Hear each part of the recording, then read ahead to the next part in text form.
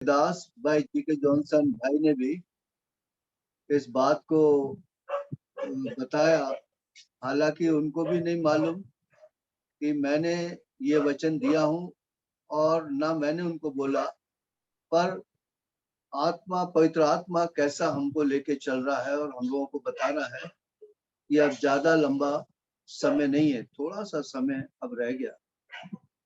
अब ऐसे समय में अब प्रभु हमसे क्या चाहता, ये हमको विशेष ध्यान देना पड़ेगा, क्योंकि यदि हम बादलों पे जाना चाहते हैं तो परमेश्वर की इच्छा और मर्जी के बारे में जानना और समझना बहुत जरूरी है। यहाँ पर आप पढ़ेंगे, कुछ आयतें मैं दूंगा, आप उनको पढ़ें। पहले रेवलेशन चैप्टर 3 एंड वर्स 5, प्रकाशित वाक्य 3 अध्याय उसकी 5वीं आयत। Revelation chapter 3 and verse 5। जो जय पाए उसे इसी प्रकार श्वेत वस्त्र पहनाया जाएगा, और मैं उसका नाम जीवन की पुस्तक में से किसी रीति से ना काटूंगा, पर उसका नाम अपने पिता और उसके स्वर्गदूतों के सामने मान लूंगा। दूसरा, रेवलेशन चैप्टर 3 एंड वर्स 12। जो जय पाए उसे मैं अपने परमेश्वर के मंदिर में एक खंबा बनाऊंगा, और वह फिर कभी बाहर ना निकलेगा, और मैं अपने परमेश्वर का नाम और अपने परमेश्वर के नगर अर्थात नए यरूशलेम का नाम, जो मेरे परमेश्वर के पास से स्वर्ग पर से उतरने वाला है, और अपना नया नाम उस पर लिखूंगा। Revelation chapter 3 and verse 21 and 22, प्रकाशित वाक्य 3 अध्याय 21 और उसकी 22वीं आयत। जो जय पाए मैं उसे अपने साथ अपने सिंहासन पर बिठाऊंगा, जैसे मैं भी जय पाकर अपने पिता के साथ उसके सिंहासन पर बैठ गया। जिसके कान हो वह सुन ले कि आत्मा कलीसियाओं से क्या कहता है। आइए हम प्रभु से सहायता लेंगे। हम अपने उद्धारकर्ता प्यारे प्रभु यीशु मसीह के नाम से अपने पिता परमेश्वर के बड़े अनूर के सिंहासन के सामने आते हैं, और एक बार फिर मैं मसीह के अनमोल और बहुमूल्य लहू का छिड़काव हृदय, देह, प्राण और आत्मा पर लेता हूं। और इस समय के लिए मैं बहुत आपका आभारी और धन्यवादी हूं पिताजी, क्योंकि आपने दाम देकर छुड़ाया। मसीह के लहू के द्वारा ही आप जवन से बढ़कर बनाने वाले और जय के उत्सव में लेकर चलने वाले एकमात्र प्रभु यीशु मसीह आप ही हैं। आज तक प्रभु आपने हम सबों को संभाला और रात और दिन हमारी सहायता और मदद कर रहे। और पिता, ये वचन जो प्रकाशित वाक्य उसका 30 अध्याय 5वीं आयत, प्रकाशित 3 अध्याय उसकी 12वीं आयत, प्रकाशित 3 अध्याय उसकी 21 और 22, और इन आयतों जो कि पवित्र आत्मा की प्रेरणा के द्वारा से रचा गया, मैं अपने आप में बहुत ही अभागा और निकम्मा हूं, और मैं इन वचन के भेदों को नहीं खोल सकता जब तक आपका पवित्र आत्मा मेरी सहायता ना करे, जब तक आप मेरी सहायता ना करें। इसलिए मुझको पवित्र आत्मा से परिपूर्ण करें, आत्मा का बड़ा अभिषेक दें और आत्मा से भर के अपने लोगों के बीच में इस्तेमाल करें। और सारी अंधकार की देखी अनदेखी ताकत जो पिता जूम के आगे पीछे और पिता संगति के आगे पीछे और पिता आपके लोगों के आगे पीछे लगी, मसीह यीशु के नाम से बांधता हूं, ताकि हम सब लोग इस वचन की तरफ अपने कान को और अपने दिल दिमाग को इस वचन की तरफ पिता ध्यान देने वाले बने। ऐसा अनुग्रह करिए और आपकी उपस्थिति हमारे बीच में हो। आप दया करके प्रभु सहायता करें, मदद करें। एक बार फिर मैं अपने आप को आपके जीवित और जीवंत हाथों में सौंपता हूं। आप मांगने से बढ़कर समझ से बाहर करने और देने वाले परमेश्वर आप हैं। ये धन्यवाद और विनती को अपने उद्धार करता प्रभु मसीह के नाम से चढ़ाते सुनो, ग्रहण कर, आमीन। यहाँ पर हम लोगों ने जो देखा इन 3 आयतों के अंदर, जो जय पाए, जो जय पाए, जो जय पाए। मतलब जयवन प्रभु की इच्छा है कि उसके लोग जय पाने वाले होना चाहिए। मतलब विश्वासी भाई और बहन, जवान हो या बुजुर्ग हो, हर क्षेत्र के लोग जयवन जीवन जिए, क्योंकि प्रभु ने इसीलिए हम अपना प्राण हमारे लिए दिया। एक हम हार की जिंदगी जीने वाले ना बने।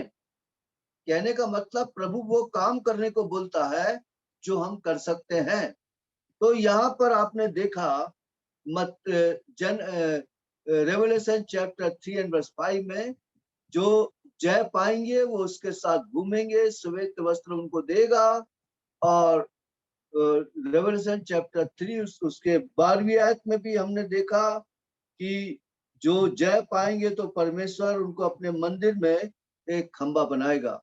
और Revelation chapter 3 and verse 21 and 22 में हमने पढ़ा कि जो जय पाएंगे प्रभु उनको अपने साथ सिंहासन पर बिठाएगा, जैसा कि मैंने जय पाकर भी अपने परमेश्वर के साथ सिंहासन पर बैठा।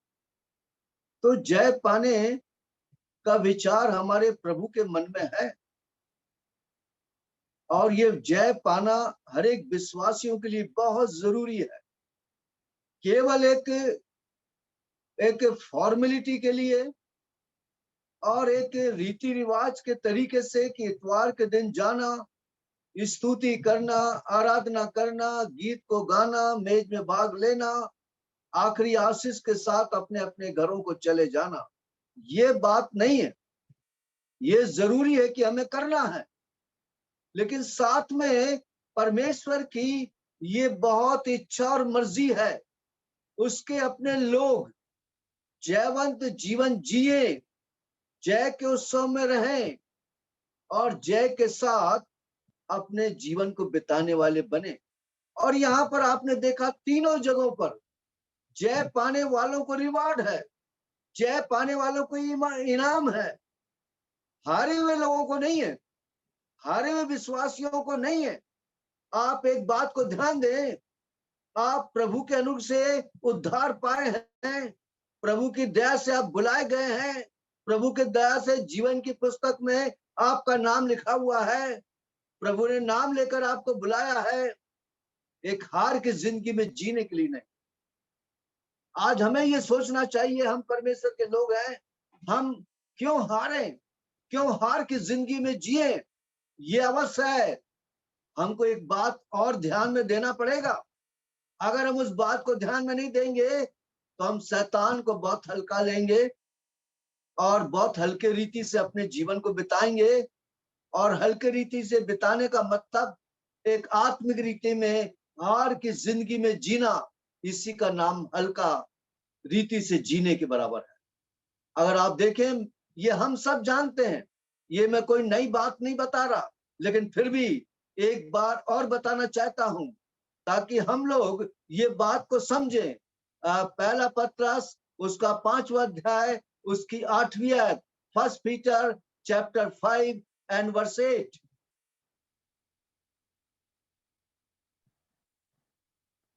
सचेत हो और जागते रहो, क्योंकि तुम्हारा विरोधी शैतान गरजने वाले सिंह के समान इस खोज में रहता है कि किसको फाड़ खाए। अब आप देखें, सचेत रहो और जागते रहो।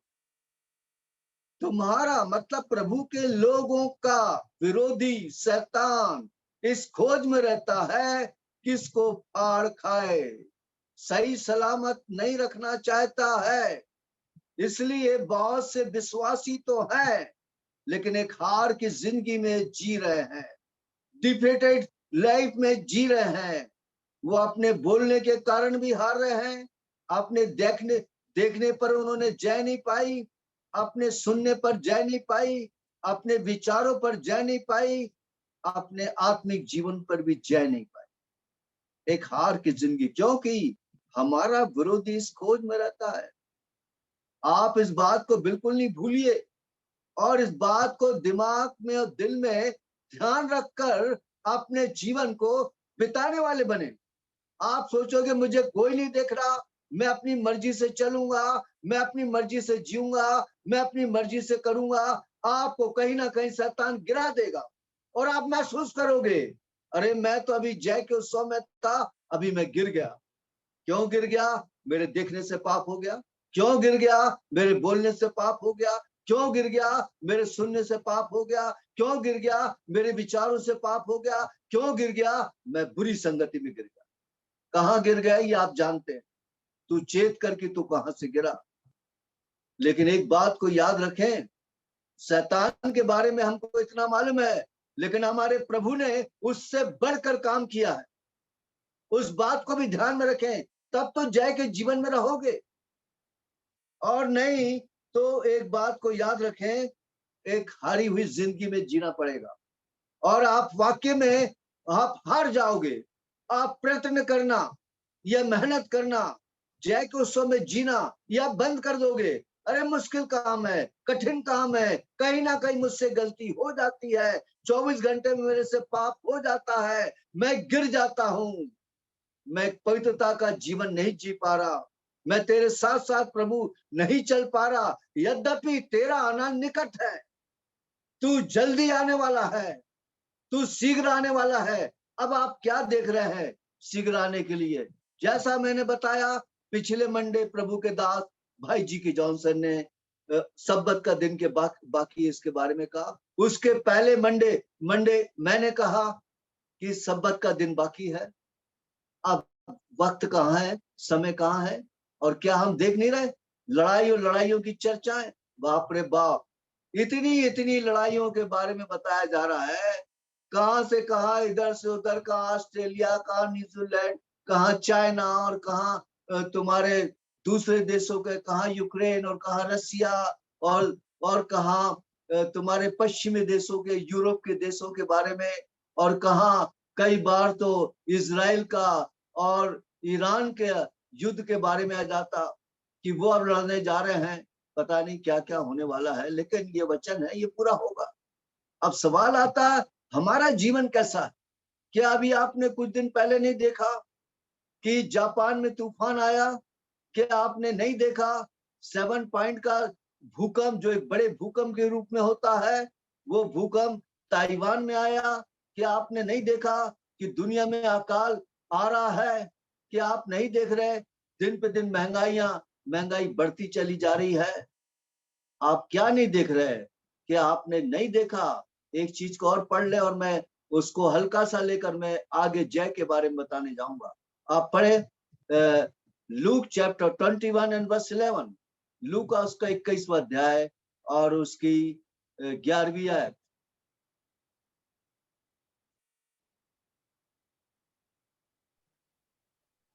और बड़े बड़े भूकंप होंगे और जगह जगह अकाल और महामारियां पड़ेंगी और आकाश से भयंकर बातें और बड़े बड़े चिन्ह प्रकट होंगे।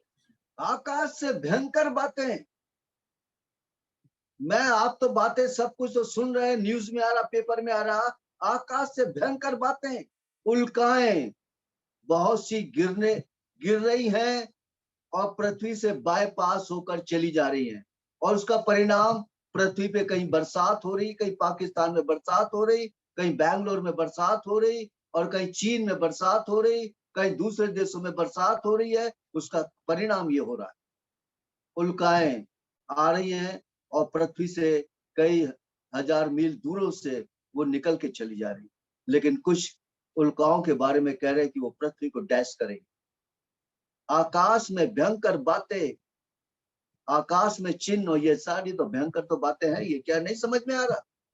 हमें क्या से समझाया जाए कि हम बहुत नजदीक है, अब प्रभु आ रहा है, बादलों पे आ रहा है, शीघ्र आ रहा है, लेने के लिए आ रहा है। अब टाइम नहीं है, अब टाइम नहीं है। आप सोच रहे होगे, सोचो, ये आपका दिमाग है, आप सोच सकते हैं, लेकिन सारी बातें मिलजुल के एक बात को बता रही है। जब ये बातें होते देखो तो सोचो, मेरा आना निकट है, वरन I am at the door, मैं दरवाजे पर खड़ा।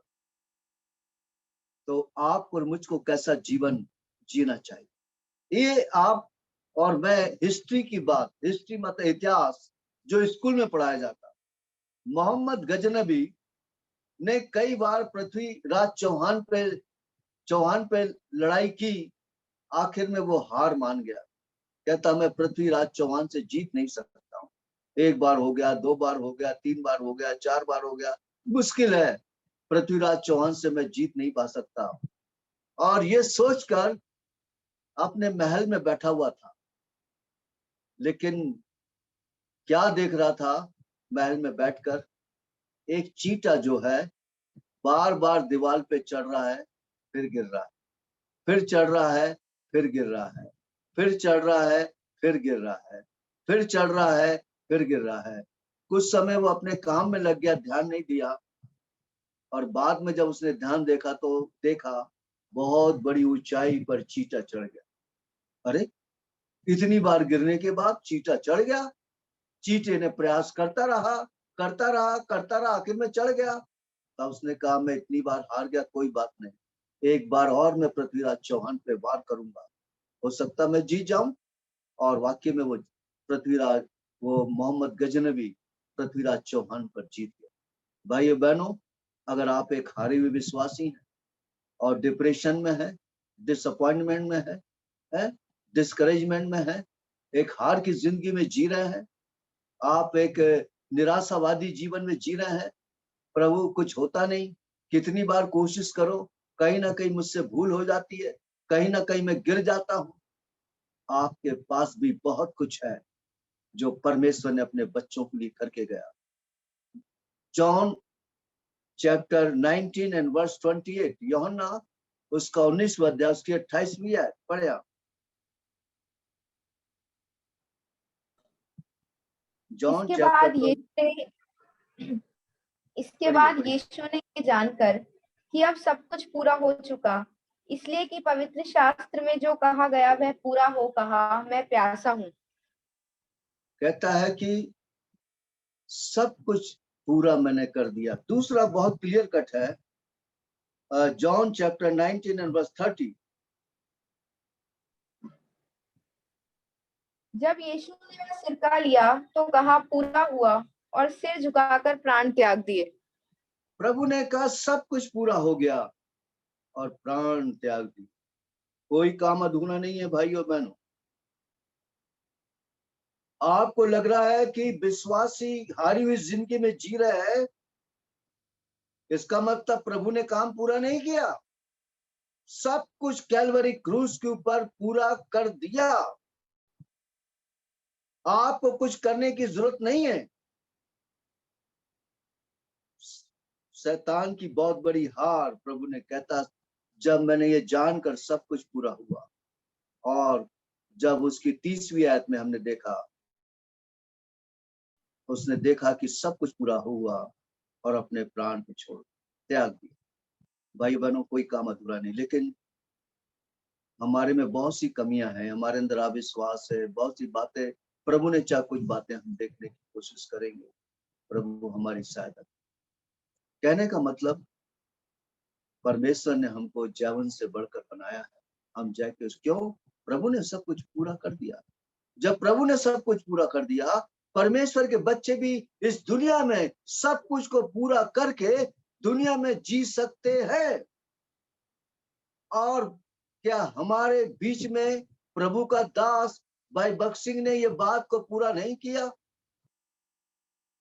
या वो कहेंगे भैया मेरे से कुछ हो नहीं सक रहा? ऐसा नहीं, पर उनके पास एक खासियत थी, वो आगे प्रभु ने चाहा तो देखे। लेकिन आप और मेरे पास भी कुछ चीज है जिसके द्वारा हम जीवन से बढ़कर हो सकते हैं। फिर दूसरा एक और चीज और देखें जो बहुत स्पष्ट और क्लियर कट खुदा के वचन में मालूम पड़ा। कुलुसियों चैप्टर 3 एंड वर्स 14 एंड 15। कुलुसियों उसका 30 अध्याय उसकी 14 और 15। इन सब के ऊपर प्रेम को जो सिद्धता का कटिबंध है बांध लो। मसीह की शांति, जिसके लिए तुम एक देह होकर बुलाए भी गए हो, तुम्हारे हृदय में राज्य करे और तुम धन्यवादी बने रहो।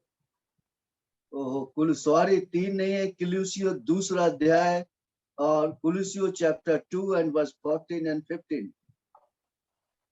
और विधियों का वह लेख जो हमारे नाम पर और हमारे विरोध में था मिटा डाला, और उसे क्रूस पर कीलों से जड़कर सामने से हटा दिया है।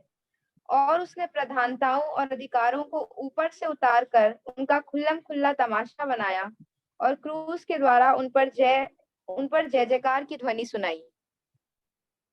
आप देखें, क्रूस के ऊपर शैतान का उसने खुल्लम खुल्ला तमाशा मचा दिया और क्रूस के ऊपर जय जयकार की ध्वनि सुनाई दी है। अब सवाल आता है कि हम लोग क्रूस को अपने जीवन में काम नहीं करने देते। पौलुस जो प्रभु का दास कहता, किससे गलती 2:20 में, अब मैं जीवित ना रहा, मसीह यीशु मुझ में जीवित है। अब मैं जीवित ना, क्रूस के ऊपर वो मरा। भाई बहनों, आप और मैं क्रूस की सामर्थ के द्वारा, the power of the cross, क्रूस की सामर्थ को कहता उसने खुल्लम खुल्ला शत्रु शैतान का तमाशा मचा दिया और क्रूस के ऊपर जय जयकार की ध्वनि सुनाई दी। विश्वासियों के लिए हार है ही नहीं, डिफीट नहीं है। जय जयकार की ध्वनि प्रभु ने क्रूस के ऊपर सुना डाली। सब कुछ पूरा हुआ। मेरे बच्चों, तुम्हें कुछ नहीं करना, कुछ बात बता रहा वो करना। मैंने सब कुछ पूरा कर दिया। मैंने शैतान का खुल्लम खुल्ला तमाशा मचाया। मैंने क्रूस के ऊपर जय जयकार की ध्वनि आप लोगों को सुना दी है। फिर आप लोग क्यों हारी हुई जिंदगी में जी रहे हैं? भाई बहनों, ये बहुत दुख की बात है कि शैतान हमको हराता है और कई विश्वासी हारी हुई जिंदगी से इतने हार गए, वो यही जिंदगी में जीना पसंद करते हैं। वो इस जिंदगी से निकलना पसंद नहीं करते कि हम जय के उत्सव में रहें, आनंद के साथ रहें, हमारे जीवन से पाप ना हो, अशुद्धता ना हो, एक पवित्रता का जीवन जीने वाले बने। ऐसी इच्छा भी हमारे मन में नहीं होती है। अगर एक और चीज और देख लें, टाइटस उसका दूसरा अध्याय, टीटुस उसका दूसरा second chapter and verse 14, Titus तीतुस उसका दूसरा अध्याय उसकी 14वीं आयत। जिसने अपने आप को हमारे लिए दे दिया कि हमें हर प्रकार के अधर्म से छुड़ा ले और शुद्ध करके अपने लिए एक ऐसी जाति बना ले जो भले भले कामों में सरगर्म हो। हाँ, यहाँ पर आप देखे हैं, क्लियर कट लिखा है। कहता है कि प्रभु ने अपने आप को क्रूस के ऊपर दे दिया ताकि हमें हर प्रकार के अधर्म से छुड़ा ले। उसने अपने आप को दे दिया है, क्रूस पर दिया है, सब कुछ पूरा कर दिया है, इसलिए कि मेरे बच्चे हर प्रकार के अधर्म से छुटकारा पाले।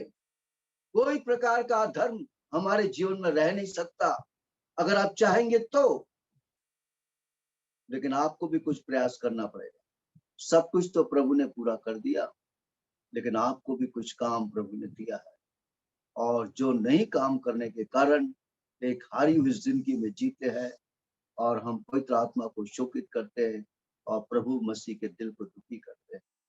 और केवल इतना ही नहीं, कई जगह सेवकों के मनों को दुखी करते हैं, विश्वासियों के मन को दुखी करते हैं, कई जगह परिवार में दुख लाते हैं। हम अपने ही कारण, हमारी हार की जिंदगी के कारण।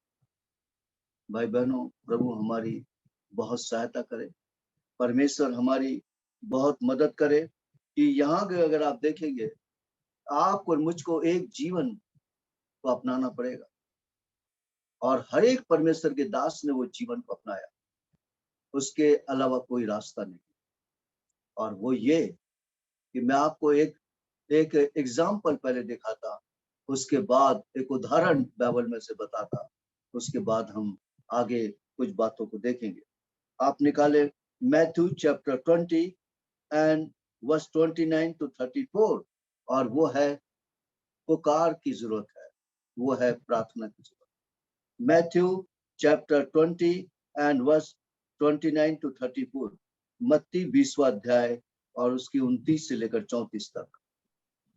जब वे यरीहो से निकल रहे थे तो एक बड़ी भीड़ उसके पीछे हो ली, और दो अंधे जो सड़क के किनारे बैठे थे, यह सुनकर कि यीशु जा रहा है, पुकार कर कहने लगे, हे प्रभु, दाऊद की संतान, हम पर दया कर। लोगों ने उन्हें डांटा कि चुप रहें, पर वे और भी चिल्लाकर बोले, हे प्रभु दाऊद की संतान, हम पर दया कर। तब यीशु ने खड़े होकर उन्हें बुलाया और कहा, तुम क्या चाहते हो कि मैं तुम्हारे लिए करूं? उन्होंने उससे कहा, हे प्रभु, ये कि हमारी आंखें खुल जाएं। यीशु ने तरस खाकर उनकी आंखें छुई और वे तुरंत देखने लगे और उसके पीछे हो लिए।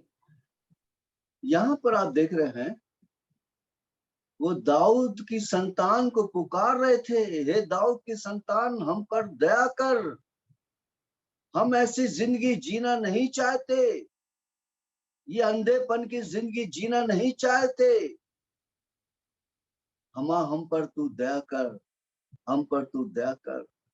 भाई बहनों, जो विश्वासी भाई बहन एक हार की जिंदगी में जी रहे हैं, उनको पुकारने की जरूरत है, हे परमेश्वर, हे दाऊद की संतान, हम पर दया कर, हमको ऐसी जिंदगी से निकाल दे, हम पर दया कर। आप पुकारिए, आप प्रार्थना करिए, परमेश्वर को पुकारें, और ये पुकार परमेश्वर के कानों तक पहुंचेगी, और परमेश्वर इतनी शक्ति देगा, इतना अनुग्रह देगा कि जिसमें आप सब कुछ कर पाओ, और इतनी शक्ति देगा, आप जीवन से बढ़कर बनोगे, आपके जीवन में हार नाम चीज नहीं रहेगी।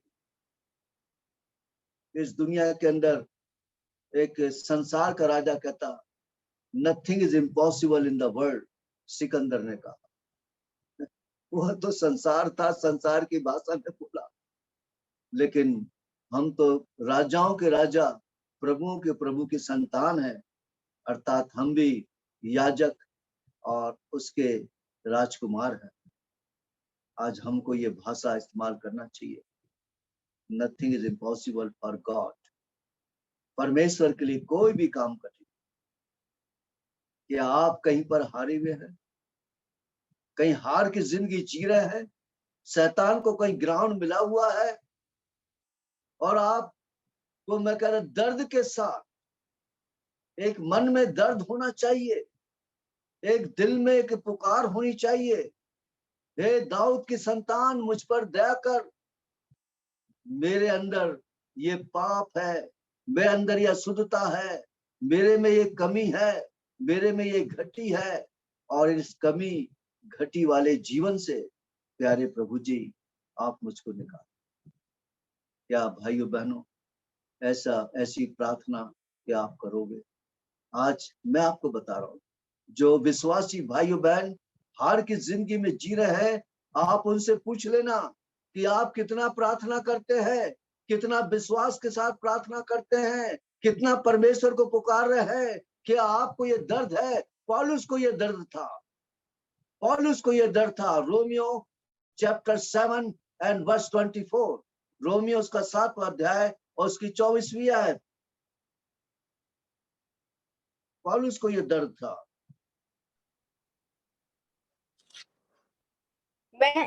मैं कैसा अभागा मनुष्य हूँ, मुझे इस मृत्यु की देह से कौन छुड़ाएगा?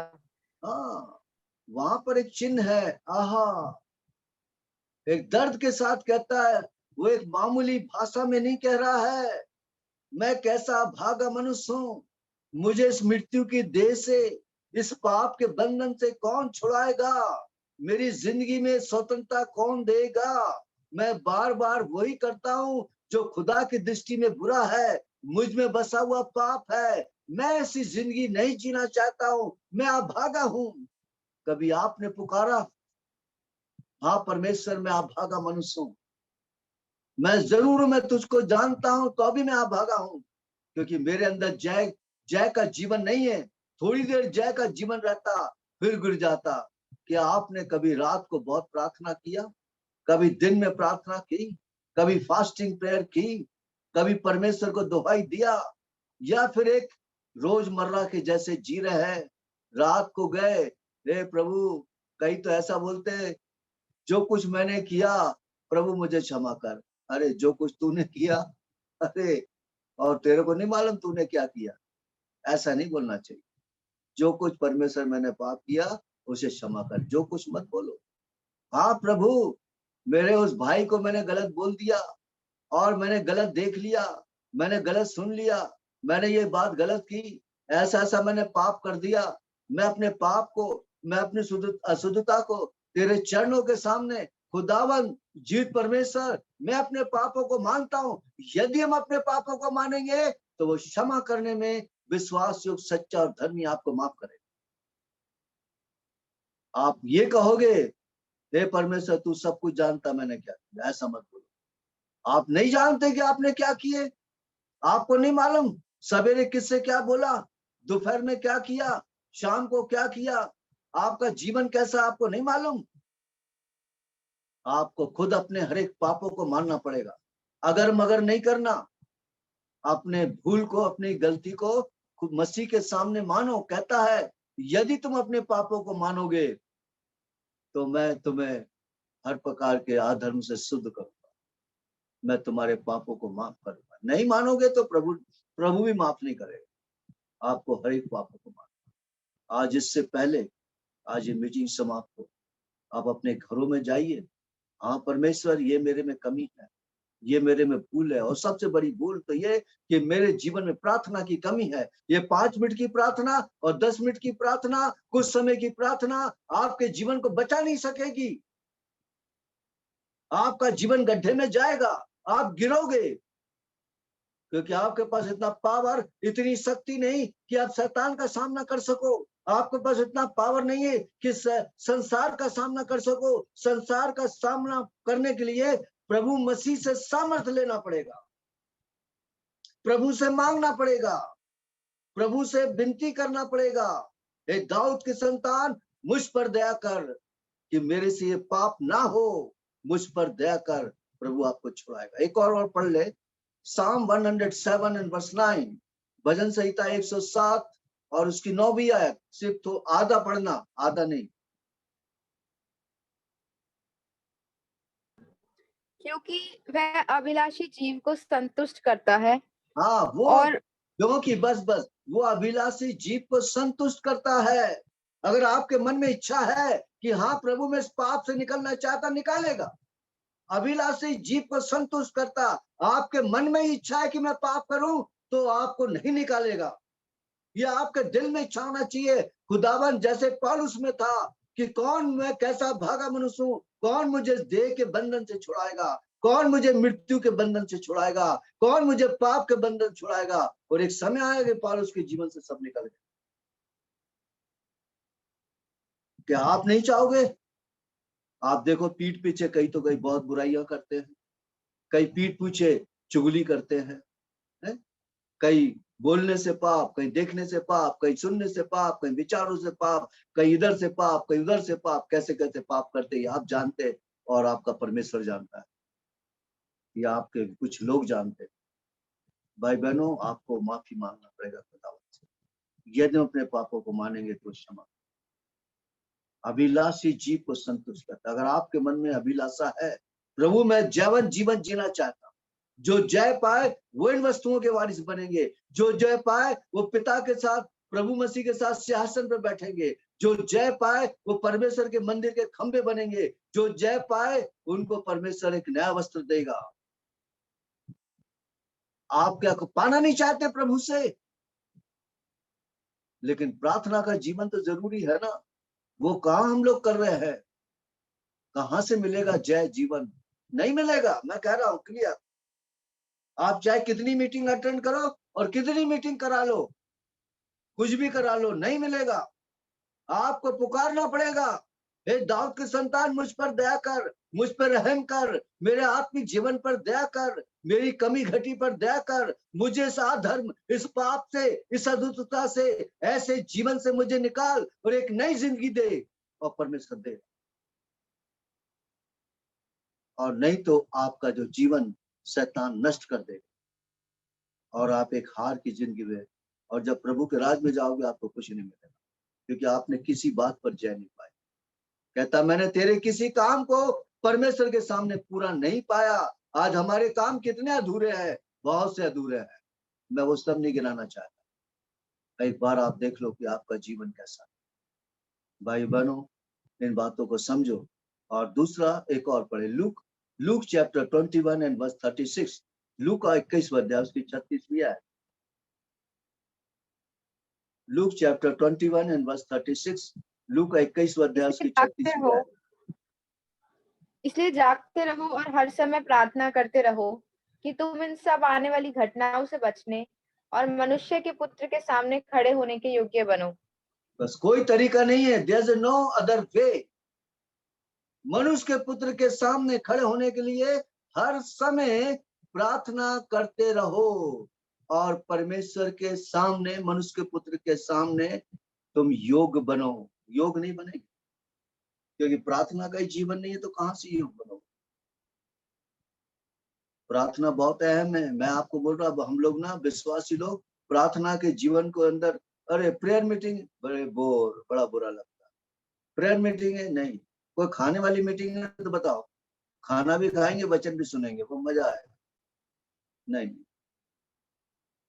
इसलिए हर समय आप किस समय प्रार्थना करते हैं? वहां तो बाइबल कहती है हर समय। क्यों हर समय करो? प्रभु का आना निकट है, इसलिए कहीं आपसे भूल ना हो, कहीं शैतान आपको बांध ना दे, कहीं शैतान आपको गिरा ना दे, कहीं शैतान आपको छल कपट में पटक ना दे, कहीं शैतान आपको खींच ना दे, कहीं शैतान आपके जीवन को बर्बाद ना कर दे।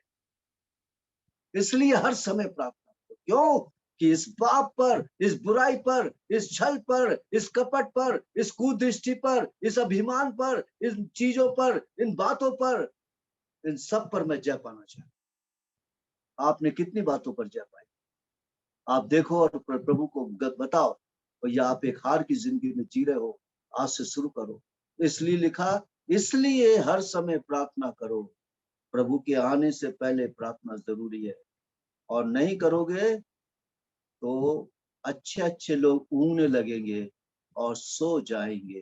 अच्छे अच्छे लोग, अच्छे अच्छे प्रभु के जन, क्योंकि वो प्रार्थना को स्थान नहीं देते, प्रार्थना का उनका अपना जीवन नहीं है। तो मैं आपको साफ कह दे रहा हूं, आप जैवन से बढ़कर नहीं बन पाओगे, जैवन जीवन नहीं जी पाओगे, एक हार की जिंदगी में जियोगे।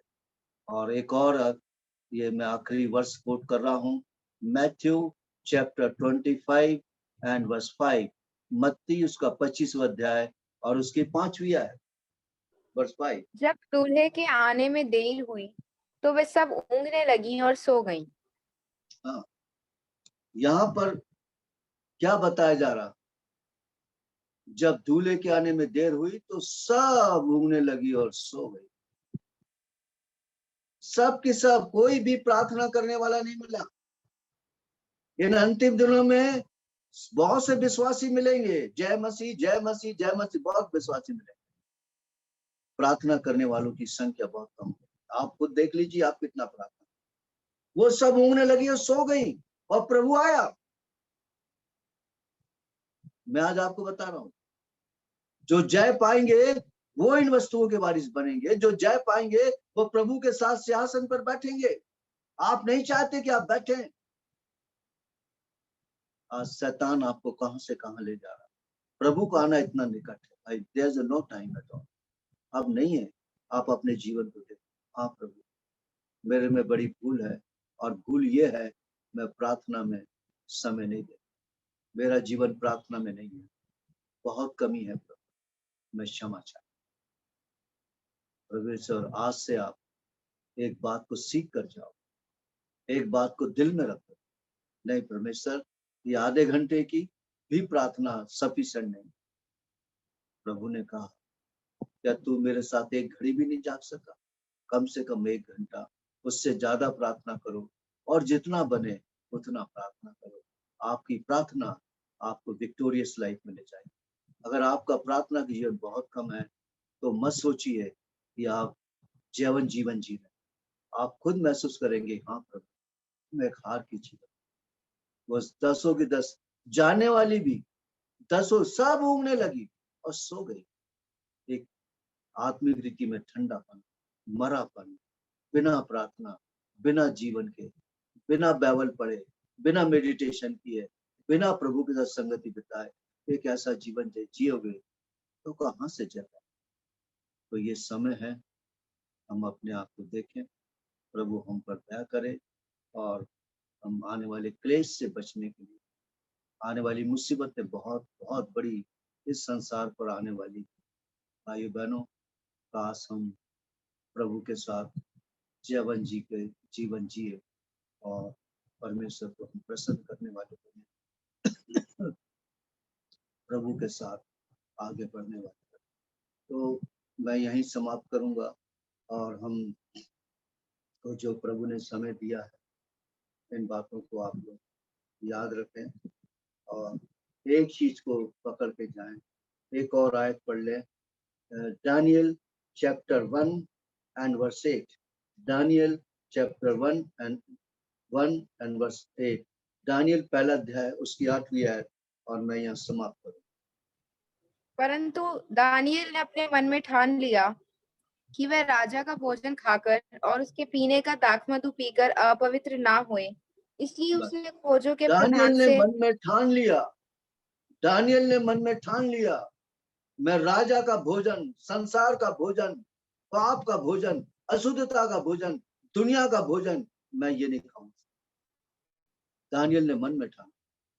आज आप मन में ठानिए, आज से मैं प्रार्थना का जीवन जीऊंगा और प्रार्थना का जीवन आपको भाई जय के उस समय आप मन में ठानिए, मन में फैसला लीजिए, प्रभु बहुत हो गया कि मैं हार की जिंदगी जी रहा हूं, पर अब मुझे क्षमा करो प्रभु, आज से मैं घुटने टेक कर तेरे को दोहाई दूं, प्रभु मुझे माफ कर, मुझे क्षमा कर।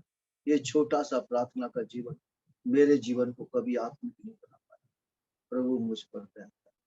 और मैं आप मांगो, अभिलाषी जीव को वो संतुष्ट करेगा। आप जो मांगोगे प्रभु आपको वैसा जीवन देगा। परमेश्वर अपने वचन पर आशीष सुने। आइए हम प्रार्थना।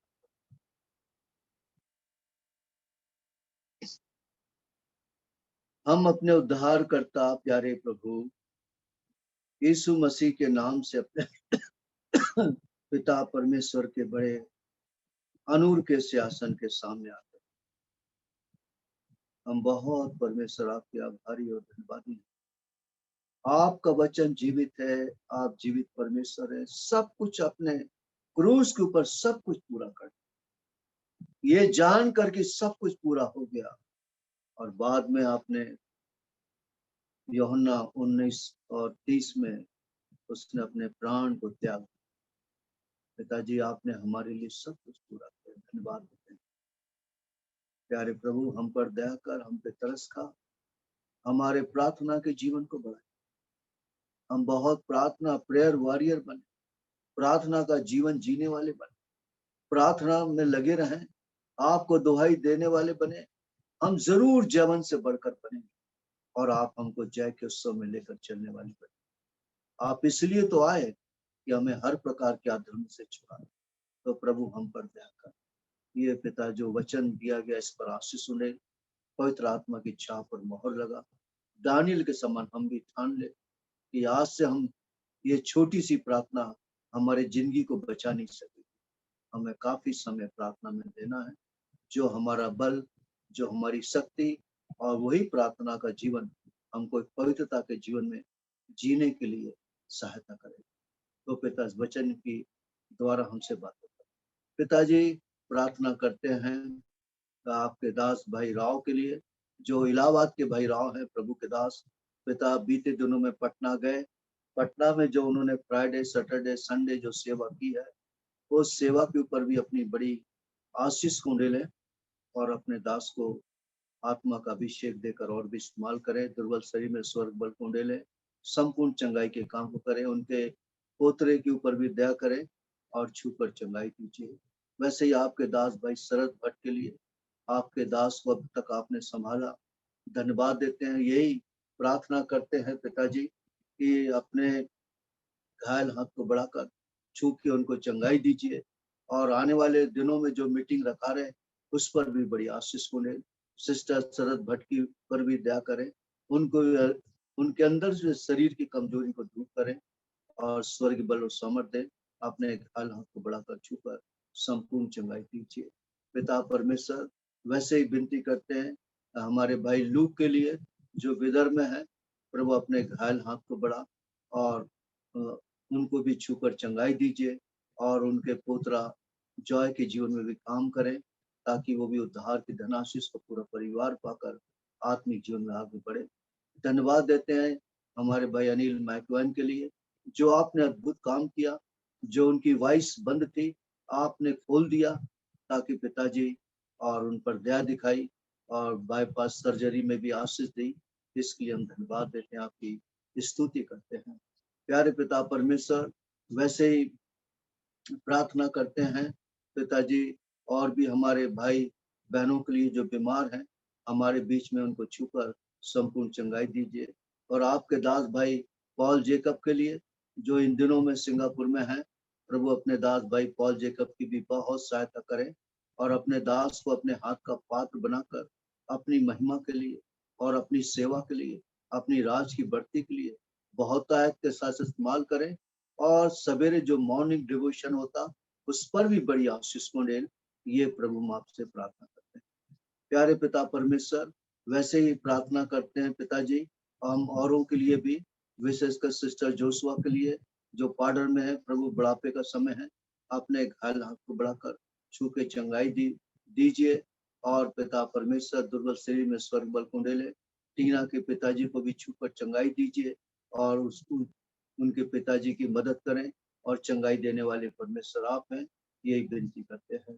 पिताजी सतना के अंदर पिता बहन ज्योति और उनका कोई रिश्तेदार बिलासपुर में है जो पैरालाइज के अटैक में है, तो पिता उस पर दया करें और बहन ज्योति के रिश्तेदार पर दया करें और छू के चंगाई दीजिए, क्योंकि अब चंगाई देने में सामर्थ्य परमेश्वर है और आपके लिए कोई भी काम कठिन नहीं। और अपनी महिमा के लिए प्रभु जी उनको खड़ा करें, ये प्रभु आपसे विनती करते हैं। वैसे ही प्यारे खुदा बहन अनिला के लिए प्रार्थना करते जो झांसी में है, प्रभु उस पर दया दिखाएं, छू के संपूर्ण चंगाई दीजिए, दुर्बल शरीर में स्वर्ग बल कुंडे ले, प्रभु यही हम आपसे प्रार्थना करते हैं। प्यारे पिता परमेश्वर, दयालु परमेश्वर, आपने सुंदर समय आपने हमको दिया और पिता परमेश्वर जो हम मांग नहीं सके वो भी देने वाले परमेश्वर आप हैं। आपके दास भाई जी के जॉनसन के लिए भी हम प्रार्थना करते हैं, उनके दुर्बल शरीर में स्वर्ग बल को ले, आत्मा से भर के आत्मा का अभिषेक देकर बहुत अत्यधिक इस्तेमाल करें। मैं अपने लिए भी प्रार्थना करता हूँ, प्रभु मेरे ग्लूकोमा को छूकर चंगाई दीजिए। प्रभु मेरी आंख आपकी सेवा के काम में आए और किसी प्रकार की हिंड्रेंस पैदा ना हो, ताकि मैं आखिर तक भी मैं आपकी सेवा कर सकूं। तो मेरे आंखों में ज्योति दीजिए और पिताजी यही मेरी विनती है।